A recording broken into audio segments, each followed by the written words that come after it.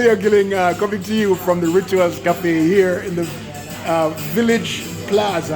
I think it's called the Village Plaza. But you get the best coffee, and that's why I'm here, sitting here this evening, or this afternoon, speaking to various persons about the 60th independence of Jamaica and I don't know how many years we're celebrating emancipation. But I have a rare find in front of me this evening. I'd like you to tell us what is your name first. Yeah, man, I go by the name Slash, formerly Iceman. Entertainer, Iceman. Recording artist, performing artist, and actor.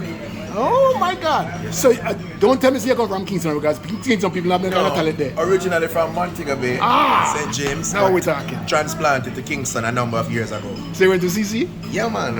Former Cornwall College graduate and the Calabar Honorary Lion.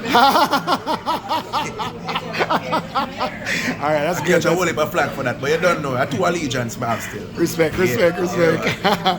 All right, so it's good to have you today. Yeah, man. Good to and hear. today we're gonna talk about, because we're all in the mode of the green, gold, and black. Yeah. What it means, and so I want to be able to sit back with you today, be comfortable, and speak to me about who you are and how did you get here to where you are in your life, and how does the emancipation first, what does it mean to you? What does emancipation mean to you? Well, as I said, I'm a recording and a performing artist. My journey has been predicated on just a need to be the best version of myself, and my passion for entertainment has fueled me to this point. So I will say that as regards my journey, I performed on a number of shows locally and overseas as an actor, as a comedian, and as a singer. I don't so much focus on the comedy anymore because I'm really immersed in the music business, trying to continue to try to be the best version of myself I can be as a recording artist. I have a song out now called Every Time. It's a remake of a Lionel Richie classic, and it's produced by Donovan Jermaine of Penthouse Records, and doing very well locally and overseas as well. Shout out to Waggity in Miami for playing the song and stuff, you know what I mean? I'd love to play it too, so make sure yeah, man, definitely. Mommy send a copy of the song. But here we are talking about emancipation, and there's so much going on in the country to talk about the good and the bad, and unfortunately sometimes the bad tends to outshine or overshadow the good. We don't have so much good news in the tabloids anymore, on television. People talking about the good things that are happening in Jamaica, and good things are happening in Jamaica. It's just that bad news sell. Yes. You understand? And Yes. bad news travel fast, and these things. And Jamaica sadly tends to be a bit heavy on that. Right. And we lose sight of the good things that are happening, because there are good things happening here in Jamaica, scholastically, performance-wise, sports-wise, with coffee-wise. We just tend to focus on the things that are negative, and that should not be so. So you think the good and the bad has any relationship to our emancipation? Or Everything has its place in culture. The bad has influenced a lot of good to happen, because out of some bad has come some good. It is because of the revolutionary attitude of our people that has shaped our desire to be liberated, yes, to be free, to be revolutionized, yes, to be assertive as our own culture, free from the rule of the superpowers, as it were. Right. So, the Jamaican people have a lot to celebrate. That is good, my brethren. You know what I mean? We are a liberated people. We are the fastest man in the world living here. We have Grammy award-winning artists living here. We have Tony award-winning artists living here or living overseas, but have never lost sight of their Jamaican heritage and their Jamaican history. And we have a lot to be celebrated for. You know what I mean? Look at what just happened at World Championships. Look at what is about to happen at the Commonwealth Games. Look at our athletes doing what they do, our junior athletes doing what they do in Cali, Colombia right now for World Juniors. Look at what happens here for Boys and Girls Champs. Is one of the most celebrated, one of the most historic, one of the biggest events of sport held in the Western Hemisphere annually, and at Jamaica it keep. So there are so many things to be positive about. And where emancipation is concerned, sometimes we tend to lose sight of that, because people as they come on social media say, "Why me not feel emancipated and rate. Why you don't feel emancipated when there's so much to celebrate? It's a choice.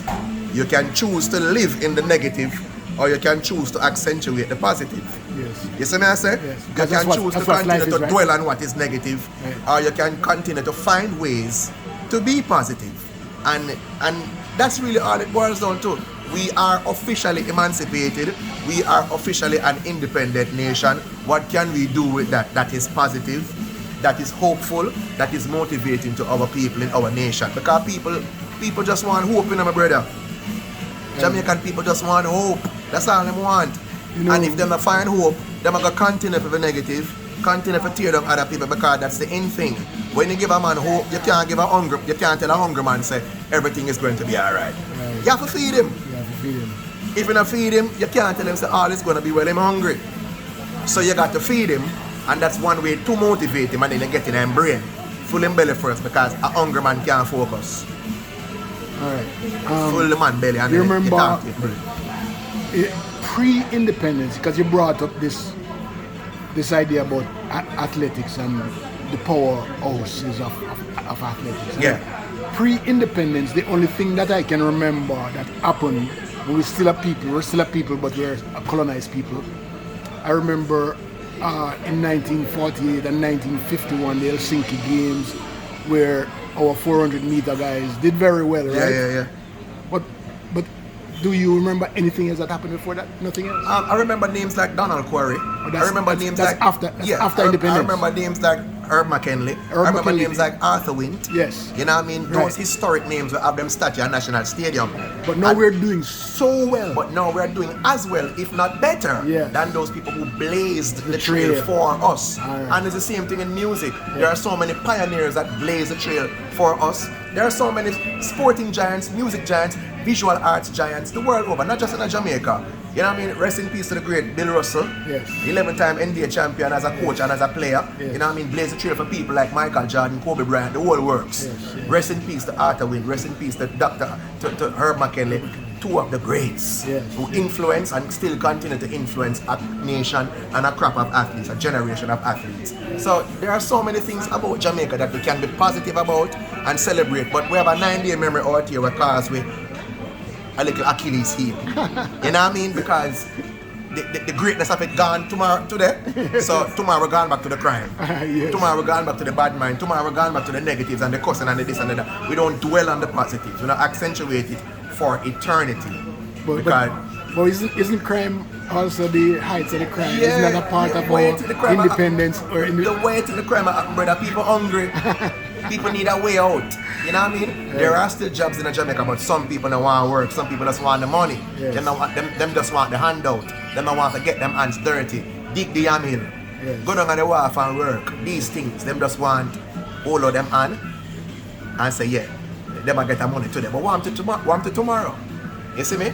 So emancipation for them is relative. It's different, yes. But you know, about a month and a half ago, I sat in a theater. It's called the Little Theater. Yeah.